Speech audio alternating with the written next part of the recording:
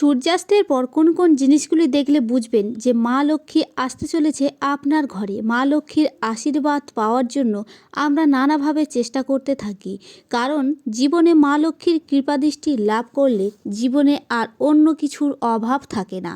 তবে মা লক্ষ্মী বড়ই চঞ্চল, কোনো এক গৃহে তিনি বেশি দিন বাস করেন না। শাস্ত্র অনুসারে মা লক্ষ্মী কোনো সংসারে প্রবেশ করার আগে নানাভাবে সংকেত পাঠাতে থাকেন। এই সংকেতগুলি পাওয়া অত্যন্ত শুভ। আপনার সঙ্গে এই ঘটনাগুলি ঘটলে বুঝবেন আর দেরি নয়, এবার মা লক্ষ্মী তার সম্পদের ভাণ্ডার হাতে আসতে চলেছে আপনার ঘরে। চলুন বন্ধুরা, জেনে নেওয়া যাক কোন সংকেতগুলি দেখলে আপনি বুঝবেন মা লক্ষ্মী আপনার ঘরে আসতে চলেছে। নাম্বার 1, পাখির বাসা। সন্ধ্যাবেলা আপনার বাড়ির ঘুটঘুরিতে কোনো পাখি বাসা বাঁধতে দেখলে বুঝবেন যে এটি অত্যন্ত শুভ লক্ষণ। অনেক সময় বাগানের গাছে বা বারান্দার টবের গাছেও বাসা বাঁধতে দেখলে বুঝবেন যে এভাবে নিজের আগমনের বার্তা ঘোষণা করছেন দেবী লক্ষ্মী। দ্বিতীয়ত, স্বপ্নে কিছু জিনিস দেখা। স্বপ্ন শাস্ত্র অনুসারে কয়েকটি জিনিস দেখতে পাওয়া খুবই শুভ।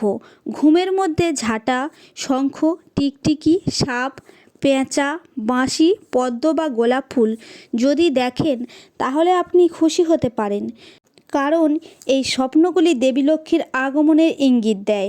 এই স্বপ্ন দেখার অর্থ দেবী লক্ষ্মীর আশীর্বাদ খুব শীঘ্রই আপনি লাভ করতে চলেছেন।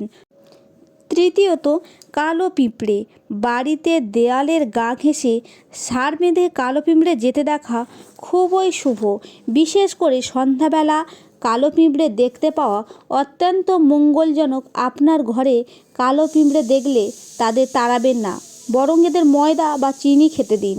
এর ফলে মা লক্ষ্মী খুশি হয়ে আপনাকে আশীর্বাদ করবেন। চতুর্থ, টিকটিকি দেখলে অনেকে ভয় পায়, কিন্তু টিকটিকি আসলে আমাদের কোনো ক্ষতি করে না। সন্ধ্যাবেলা যদি টিকটিকি দেখতে পান তাহলে আপনি বুঝবেন এটি খুব ভালো একটি সংকেত। এই 4টে জিনিস আপনি সন্ধ্যার পর দেখেন তাহলে আপনি বুঝবেন যে মা লক্ষ্মী আপনাকে সংকেত পাঠাচ্ছেন।